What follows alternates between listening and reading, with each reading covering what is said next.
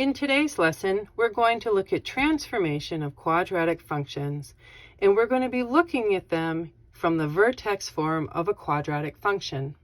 While the vertex form of a quadratic function looks very different from the standard form that we discussed in a previous lesson, you end up with the exact same shape, the exact same values, the exact same tables. It's just sometimes things look a little bit different simply because of how the numbers have been rearranged. Let's talk about the leading coefficient A. A does a couple of things with our quadratics. The first thing that it does is it tells you very quickly the direction that your parabola, your quadratic, is going to open. If A is positive, then your quadratic opens upward. You could even say someone has something positive to think about, so they smile. And if A is negative, then it opens downward. If a person is thinking of something negative, then they might frown. A also adjusts the width of your parabola vertically from the vertex. So the equivalent of A in the linear equations would be that of the slope. And so the slope changed the slant that a line moved. So A is going to adjust the width, which will be how wide or narrow a curve is. It's just a little bit different than a slope, but it's a similar beast. Now let's talk about H in the vertex form of a quadratic.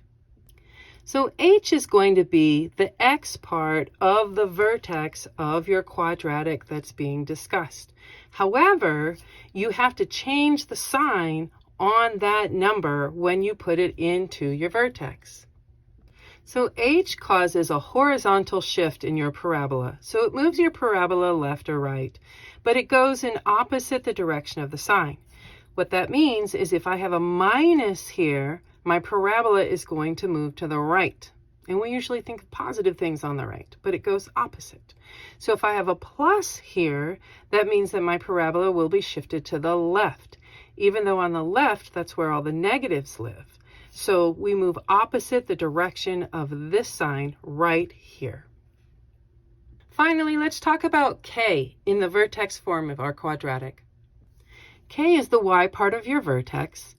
It is going to stay whatever the sign is. So no switching the sign here. So K is the vertical shift of a parabola. You're going to go the direction of the sign. So if you have plus K, then you're going to move your quadratic upward. And if you have minus K, then you're going to move your quadratic downward. So this translation actually goes naturally with our line of thought, moving upward and downward on the coordinate plane. Let it be noted, if you are a visual person, using Desmos, as we did on previous lessons, to discuss what is happening in the movements of our quadratics, Desmos is really, really helpful, and again, it is free. So how would I use Desmos? Well, you would start with the parent function.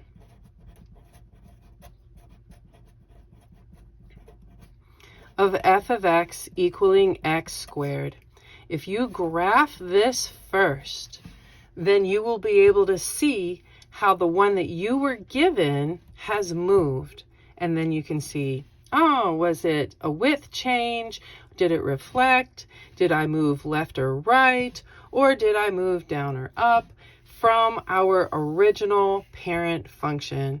Use Desmos. It's a pretty great friend to have. In example 1, we are going to look at a translation that is 4 units up from our original parent function of all quadratics of f of x equals x squared. Since we're told in the problem that we are moving our quadratic upwards, we know this is a vertical shift. And all things that have a vertical shift are going to be K. We know it's going to be K, and K goes the direction of the sign. Because the problem told us that we are going to be moving the quadratic up 4 units, we know that upwards is a vertical shift, a vertical translation. Therefore, all things vertical will be K. And K moves the direction of the sign. In this problem, there is no discussion of a width change, a reflection, or a right-left horizontal translation. Therefore, A and H, they're not used. So they're going to be dropped. They're going to be ignored from our equation. We're only going to use K. Since we're only using K, that means that our equation will be x squared plus 4. In our second example, we see that we're going to be looking at a translation that moves 2 units to the left. Since our problem instructed us to move left, we know that this is a horizontal shift, and all horizontal shifts are H. Remembering that H always moves in the opposite sign direction. So being that most things when we think of left are negative, the opposite means that we are going to have to use a positive. So we don't have any discussion of a width change, a reflection, or a vertical translation in the instruction of this problem. So we are only going to use H. We're not going to acknowledge A or K at all. And since H is inside parentheses with X, and we know that since it's horizontal, we go opposite the direction of the sign, opposite of left things will become positive. We put X plus 2 in parentheses squared. And there you go. In our third example, we see that we are going to reflect our quadratic across the x-axis. From our introduction at the beginning of the lesson, we have had a discussion already of reflecting things across the x-axis. So all quadratics, as they are given in the original parent function, open upward. So now, if I'm going to reflect things across the x-axis, that means I am going to have to open downward. And we said in our introduction that if we are opening downward, that means that our A must be negative. And that's the only thing that's being discussed. So we don't have to worry about H or K at all.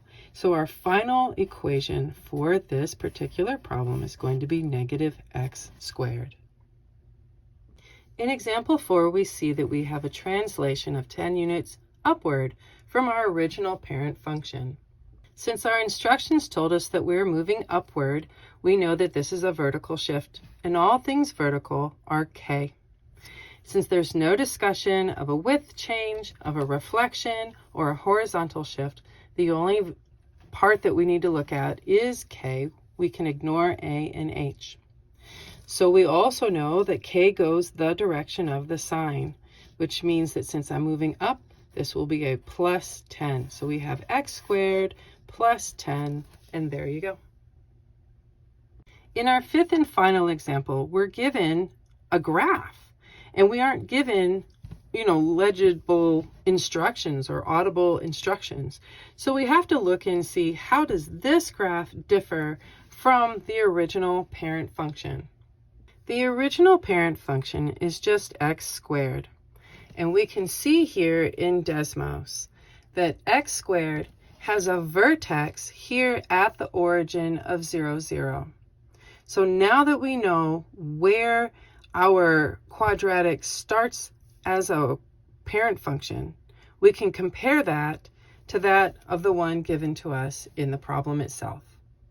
So now that we've seen from Desmos that the original parent function has a vertex here at 0, 0, we can quickly see that the one that we have been given in this problem has been shifted left. How many units? Well, where did your vertex go? It went from 0, 0 to negative 9. So we went left 9 units from the origin. As we learned earlier, if you have a leftward movement, we know this is a horizontal shift, and all things horizontal must be H. And so H moves in the direction opposite that we would naturally think. Because it moved left, we can say, this is going to be opposite the minus that's in those parentheses. There is no width change. There is no vertical translation. So we don't need to discuss A or K. We can just have our function as being x plus 9 quantity squared. And there you go.